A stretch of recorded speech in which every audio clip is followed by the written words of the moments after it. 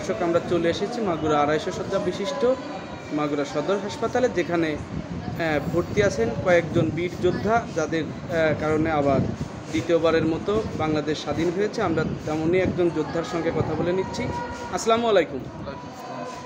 আপনার নাম? রবিউল ইসলাম লিখন।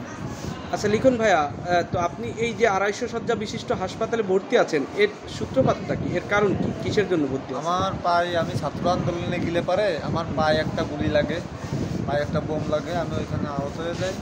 তারপর পুলিশি খুব উৎপাত করে, এলাকায় থাকতে দেয় না, পান্নান্দল থাকতে দেয় না। পরে গ্রামের বড় ভাইরা, সিনিয়ররা হাসপাতালে নিয়ে আসে, আমার অ্যাডমিট করে। আচ্ছা, আপনার কোথা থেকে গুলি লেগেছে বা কোন স্পট থেকে? গুলি লাগছে আপনার বড় মসজিদের সামনে যে ব্রিজ, মাছের আড়তের ওইখান থেকে। আচ্ছা, এই গুলিটা কি পুলিশের গুলি লেগেছে, না আপনি কোনো নির্দিষ্ট কোনো ব্যক্তিকে চিনেন যে যার গুলি আপনার? ছাত্রলীগের গুলি লাগছে। আচ্ছা আচ্ছা। হ্যাঁ, তো আপনি এই হাসপাতালে আপনি সহ আর আপনার গুলিবিদ্ধ বন্ধুরা আর কয়েকজন? আমার ফ্রেন্ড একজন আছে আলামিন, বিশ্বাসপাড়ার বাড়ি, আমার বাসার পাশে, ওর বুকে গুলি লাগছে, ও ঢাকাতে আছে। আর একজন আছে আমার ছোট ভাই, সে আছে ফরিদপুরে, ও মাগুরা ভয়েজ স্কুলে পড়ে। আর অনেকেই আছে যে কারোর সরলার লাগছে, কারোর দেখা যাচ্ছে যে ইট লেগে মাথা ফেটে গেছে, কারোর পেটে লাগছে। আচ্ছা লিখন, হাতে ডান পাশে হচ্ছে হলো সরলা লাগছিল 4টা, এও ভর্তি ছিল 3 দিন থাকার পরে এও বাসায় চলে গেছে। আচ্ছা আচ্ছা ফ্রেশ আছে। আচ্ছা লিখন, আমরা জানি যে বাংলাদেশে অনেক ছাত্র মেধাবী তারা গুলিবিদ্ধ হয়েছে। তো আমি জানতে চাচ্ছি যে এই মাগুরা সদর হাসপাতালে আপনারা আপাতত কয়জন ভর্তি আছেন? আপাতত আমরা 15-20 জন আছি। আচ্ছা আচ্ছা। আপনার নাম? মোহাম্মদ শাকিল মোল্লা। শাকিল মোল্লা। আপনার কোথায় গুলি লেগেছে? আমার থোড়াই লাগছে। চূড়ায়। আপনার কোন স্পট থেকে আপনার গুলি লেগেছে? স্পট হলো নাহিদ খানের অফিস, খানপাড়া।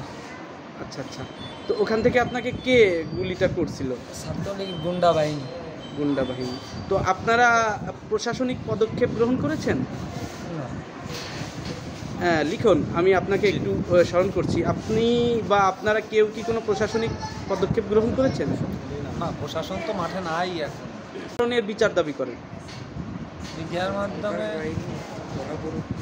আমি চাই যে এর বিচার হোক, সুস্থ বিচার হোক। আমরাও চাই যাতে করে আমাদের এই যে দামাল ছেলেরা এই গুলিগুলো করলো অবৈধ গুলি দিয়ে, তাদের বিচার চাই আমরা। আমরাও চাই যারা এই নিষ্পাপ এবং মেধাবী ছাত্রদেরকে গুলি করেছে তাদের বিচার হোক এবং সুষ্ঠু একটি তদন্ত সাপেক্ষে একটি বিচার করা হোক, সেই প্রত্যাশায় মাগুরা নিউজ টিভি। ধন্যবাদ। দর্শক, আমরা আরেক বীর যোদ্ধার সঙ্গে কথা বলে নিব। আসসালামু আলাইকুম। আপনার নাম কি?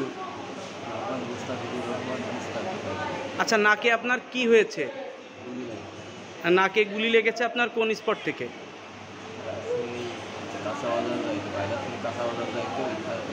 আচ্ছা আচ্ছা।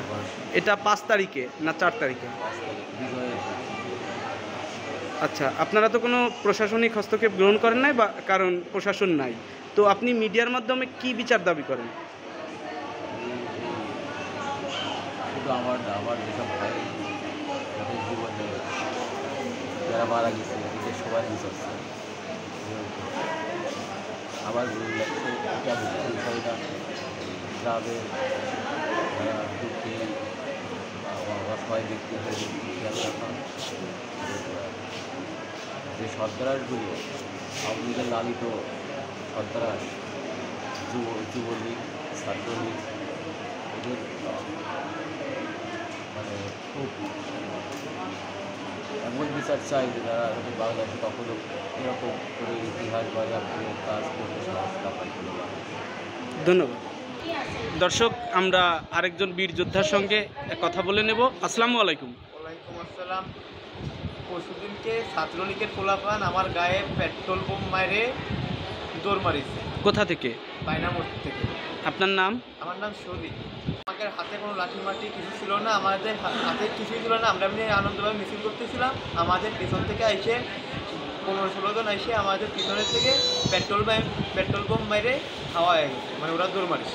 আপনি সহ আর কেউ আহত হয়েছেন? হ্যাঁ, আরও 2-3 জন 4-5 জন হয়েছে, ওরা সব হাসপাতালেই আছে। আচ্ছা, তো আপনি মিডিয়ার মাধ্যমে বোমার আঘাতে আপনার পিঠ তো সম্পূর্ণ পুড়ে গিয়েছে। হ্যাঁ, পিঠ পুরো পুড়ে গেছে, পিঠ মানে পুরো দেখার মতন। মানে আমাকে 7-8 জন আমাকে নিয়ে এসে আমরা হাসপাতালে নিয়ে আসছে আমাদের। ধন্যবাদ।